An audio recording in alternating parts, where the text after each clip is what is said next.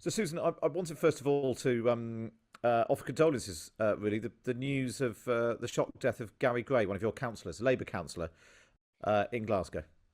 Yeah, terrible shock. He was very young, only 49. And although he wasn't in my party, Gary was somebody who was really very well liked across all the political parties in the chamber. So yes, it's a terrible shock. We just found out quite late on yesterday what had happened. So people are obviously very upset by the news. It's always terrible to lose one of your own, and so suddenly and at such a young age. It's really tragic. Yeah, I've seen lots of tributes to him over the past couple of days. Let's talk about Glasgow as a city. I mean, you had the world's spotlight on Glasgow for the COP26 summit. How does the city feel? What I mean, almost 6 months on from that. Um, I mean, I think, as is often the case when Glasgow does big things, despite the fact that we've done big things quite a few times, there are always naysayers, regardless of how often we do it and do it well. But I mean, I think it was a triumph for the city, actually. It was obviously the biggest event that we've ever hosted or are likely to host. In fact, I think I can definitely say are likely to host. And we did it in extremely challenging circumstances, in the middle of a pandemic. Luckily, before the Omicron wave came along, that new variant came along, but it obviously added a whole number of layers of challenge. And I think the city absolutely stepped up, not only in terms of the organisational delivery, the feedback that I had from delegates, sometimes, kind of 15-year COP veterans were saying that it was one of the best experiences they'd ever had. They felt safe, they felt secure, they felt that the city was a really good place to be. They felt incredibly welcomed. And certainly Glaswegians, absolutely stepped up, as they always do. They were incredibly friendly. I suppose we're kind of used to it. But then you see it through someone else's eyes again, and people from all over the world saying, I mean, literally, I can't move, and someone's coming over to me going, are you here for the COP? Do you want to know where you're going? Do you need directions? And they were absolutely knocked out by the warmth of the welcome, which is exactly what we want. So from that point of view, I think it was brilliant for the city. Its profile that we could not buy. 6 months on, I think we are reflecting. We are actually it's 100 days on, I should say. We're just at the beginning of next week, in fact, a week today, we're gathering in the city chambers what was the host city zone during COP, to reflect on where we are now, on what we got out of COP, but much more importantly, where we go with it in the future. I think the way that Glasgow has done these big events in the past, and COP will be no different, is that they're never just a one-off event. It's always a moment for Glasgow. It's a pivot in our history, in our development and progress as a city, in our regeneration, and COP will be no different in that respect. And in actual fact, in many ways, I think it could be the defining moment in where we go as a city, where modern Glasgow heads from here, and how we do it genuinely as a city, as Team Glasgow. That was one of the things that was absolutely brilliant about the planning and the build-up and the delivery of COP. It wasn't just the council that did it. It was very much a partnership thing, right across, the private sector, our Chamber of Commerce, for example, our universities, the civil society, the third sector. Everybody wanted to play their part, and that was really fantastic. And the UK government, how was that, being the SNP leader of Glasgow Council, working with the Tories down in Westminster? I can't speak highly enough of Alok Sharma. I think he did I think he did a super job as COP president at the negotiations themselves. I mean, I think there were points I don't think it's speaking too much out of school. I and some other city leaders were asked to attend a meeting with the Secretary General of the UN just a couple of days before the close. And I don't think it's exaggerating to say that at some points they weren't sure whether they would get any agreement at all out of COP26, that it wasn't an impossibility. This was a huge step forward from Paris. Paris was agreeing targets. Glasgow was agreeing delivery. It was always going to be phenomenally difficult. The fact that there is a Glasgow Climate Pact with clear progress made, maybe not as much progress as many of us would have wanted, and some bits of it maybe not as strong as they could have been, but clear progress without question. That is in large part down to Alok Sharma's personal role in it. So I can't speak highly enough of him, I have to say. And I think in the months ahead, as he continues as COP president, and indeed as we continue as host city until we hand over to Sharm el Sheikh, my expectation is that we will work closely together. Other elements of the UK government, perhaps least said, soonest mended. This is not an issue. There are many issues I will fall out with them on. This is not an issue I particularly want to fall out with them on, but I do think they could do better. I think I'm not sure that the Chancellor gets it yet. I'm not seeing that he really understands the urgency of this, or indeed the opportunity that getting climate finance in place, the opportunity that gives. I mean, a lot of the work that's been done, and cities were incredible during COP26, the kind of solidarity and the shared voice of cities, which was one of the things we really wanted to deliver and provide a platform for as host city. It was absolutely brilliant. The opportunity for the UK cities, and particularly the bigger cities like Glasgow, the core cities, the 10 biggest outside London and London itself, to transform our economies, transform how we deliver for citizens, and to get actually an incredible return on the investment that we put into decarbonising and to getting to net zero. Yeah. I'm not sure that all of the UK government grasps that yet, or is anywhere near grasping it. So I think that Alok has probably got some work to do with his own colleagues still. Bit of arm twisting in Westminster. Let's talk about, because obviously there's sort of the big, the big messaging, the targets, the ambitions that get laid out. What does that mean in the real world? And I know one of the things that's very much a live debate in Glasgow right now is the idea of a workplace parking levy. What does that look like? Who would have to pay it? And if I was driving into Glasgow every day, how much is that going to cost me to park at work? Well, the answer is I don't know that yet. We're doing some modelling on it. It's pretty early days. The workplace parking levy, to be honest, it's one of the things that the Scottish Government has agreed that local government can do should it choose to. Now, we have not made any, there hasn't been a hard and firm decision made yet about whether we will introduce a workplace parking levy in Glasgow.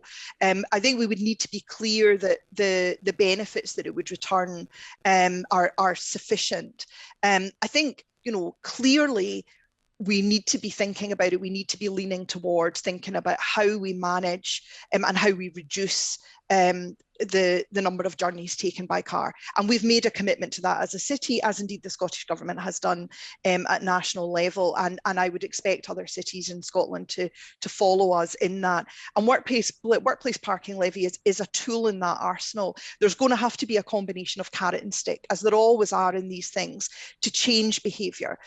So for us, the carrot is huge investment in public transport, huge investment in the public realm of the city, and in active travel, in bike lanes, in improving pedestrian routes, in making the city feel safer and more people-centred.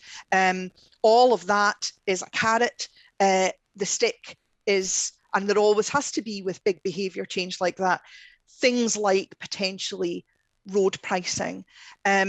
in terms of, I suspect that the workplace parking levy is probably fairly marginal, and there's other things that we need to talk about. So we're modelling on that just now. We're very conscious. Glasgow has the lowest car ownership of any city in the UK, which, so the majority of Glaswegians themselves, Glaswegian households are not driving to their work. A lot of people drive into Glasgow from outside the city. So our city region is very much a proper metropolitan city and a travel to work area. So that's something we need to think about. And actually is parking the thing to focus on? Is road pricing, perhaps? Perhaps that might be the route that we want to go down. I think all of these options have to be open to us. We need to be very, very clear. You're absolutely right about impact.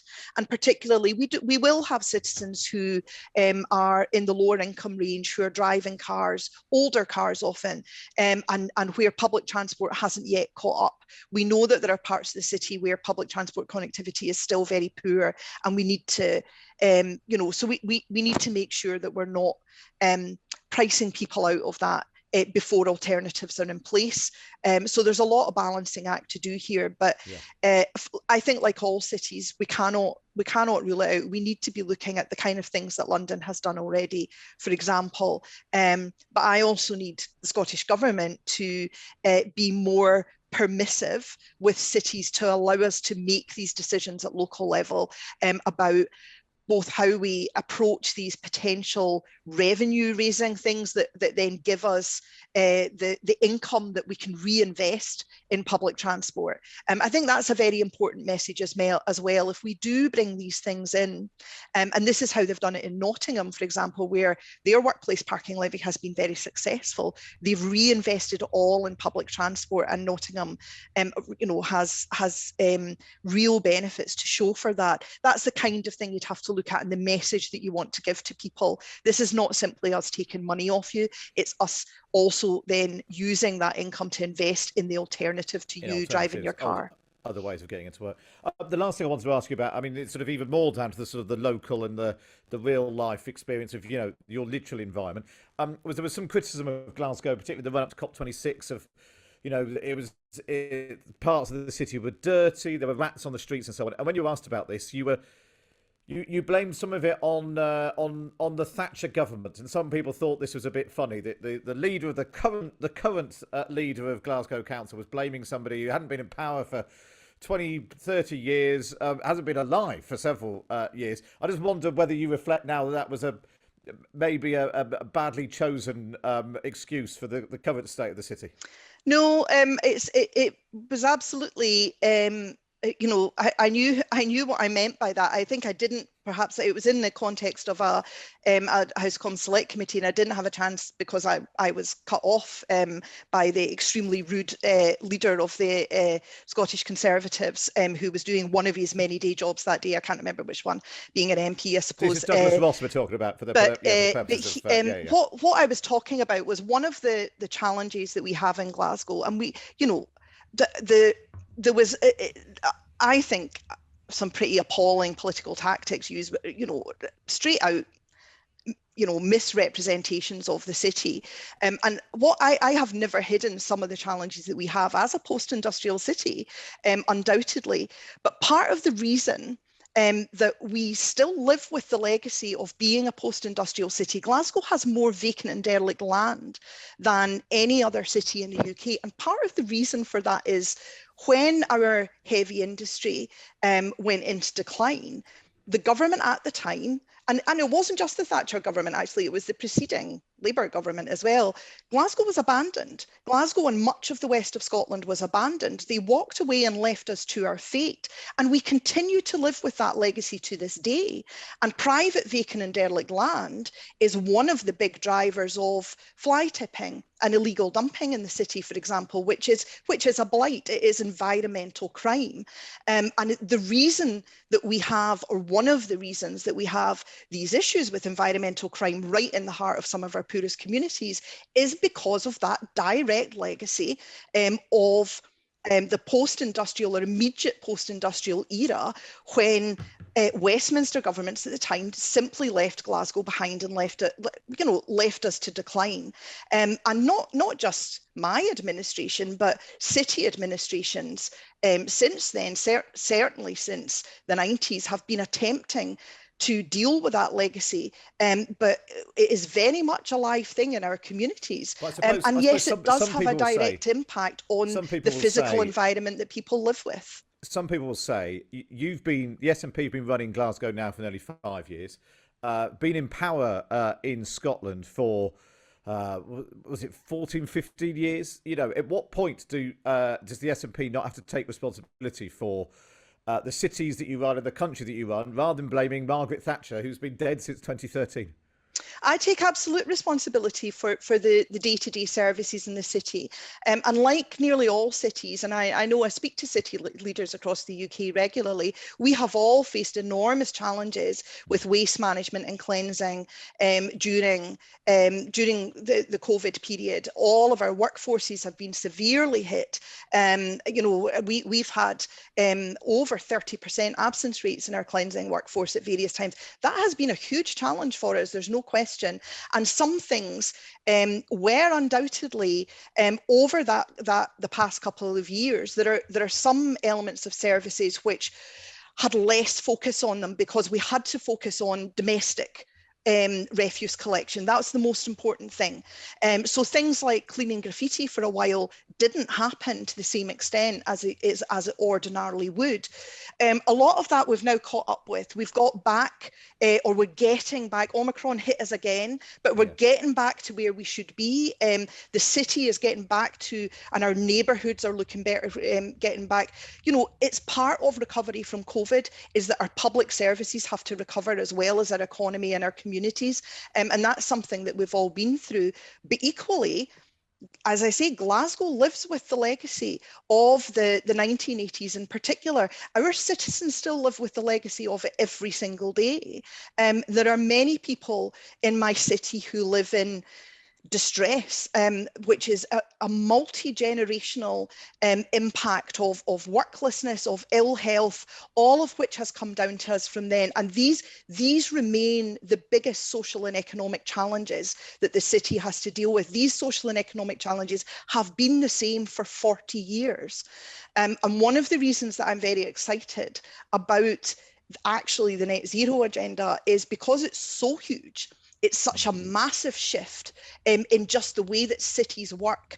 I think it gives us potentially, if we do it right, that just transition to a low carbon, a decarbonised economy. If we do that in the way where there was the opposite from the unjust transition, and I would argue deliberately unjust transition from heavy industry to the post-industrial era, then this is our opportunity to make right some of the injustices and the legacy of the past that we still live with, and to finally turn things around for those citizens and residents who continue to live with social and economic injustice, which has been with us for over 40 years now in Glasgow.